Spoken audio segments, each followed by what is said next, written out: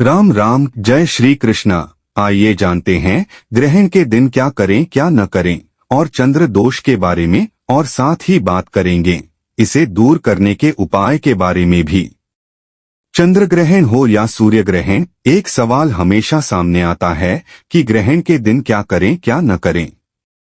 तो इस बारे में आपको सलाह दी जाती है कि चंद्र ग्रहण के दिन बुजुर्ग, रोगी एवं बच्चों को छोड़कर घर के बाकी सदस्य भोजन न करें।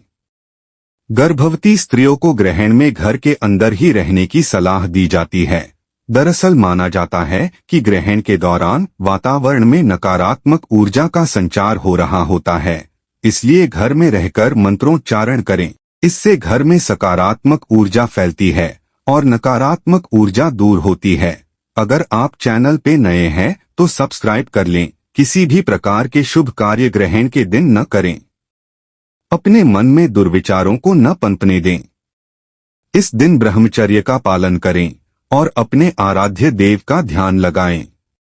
जिन जातकों की कुंडली में शनि की 7.5 या ढैया का प्रभाव चल रहा है, वे शनि मंत्र का जाप करें एवं हनुमान चालीसा का पाठ भी अवश्य करें।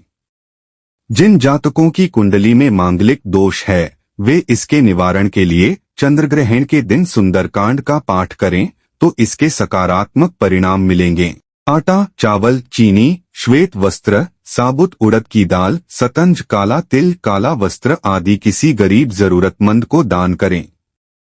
ग्रहों का अशुभ फल समाप्त करने और विशेष मंत्र सिद्धि के लिए इस दिन नवग्रह, गायत्री एवं महामृत्युंजय आदि शुभ मंत्रों का जाप करें।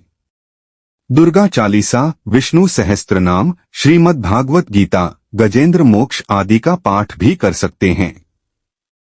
ज्योतिष शास्त्र के नजरिए से देखा जाए तो इन सब का कारक आपका मन होता है और मन चंद्रमा से प्रभावित होता है।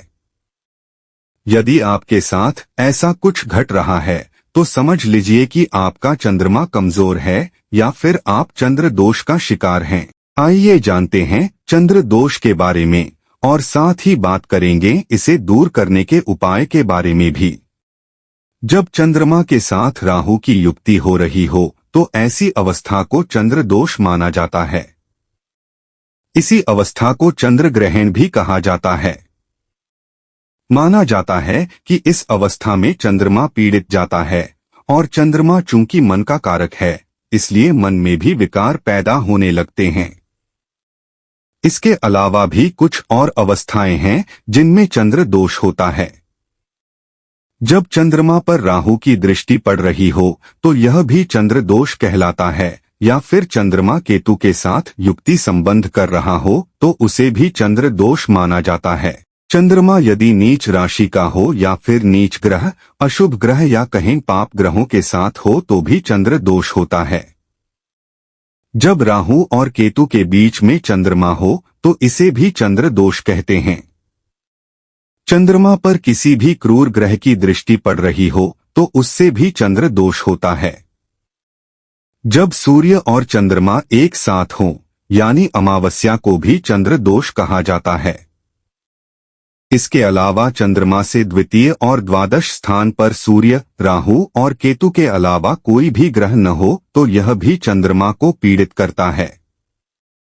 चंद्र दोष से जाने अनजाने में हर कोई किसी न किसी रूप में पीड़ित हो ही जाता है और पीड़ित होने के बाद से ही जातक के जीवन में उथल पुथल मचने लगती है।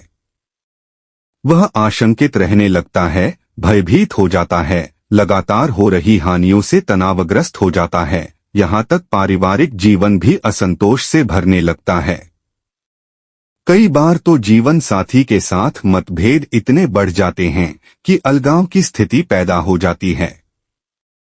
इसलिए चंद्र दोष से बचाव के उपाय जरूर करने चाहिए। चंद्र दोष से बचाव के लिए पीड़ित को चंद्रमा के अधिदेवता भगवान शिव शंकर की पूजा करनी चाहिए। साथ ही महामृत्युंजय मंत्र का जाप एवं शिव कवच का पाठ भी चंद्र दोष को कम करने में सहायक होता है।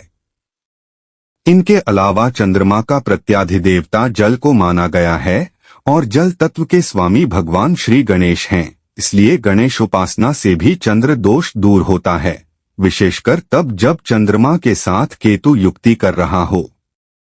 इनके अलावा दुर्गा सप्तशती का पाठ, गौरी, काली, ललिता और भैरव की उपासना से भी राहत मिलती है।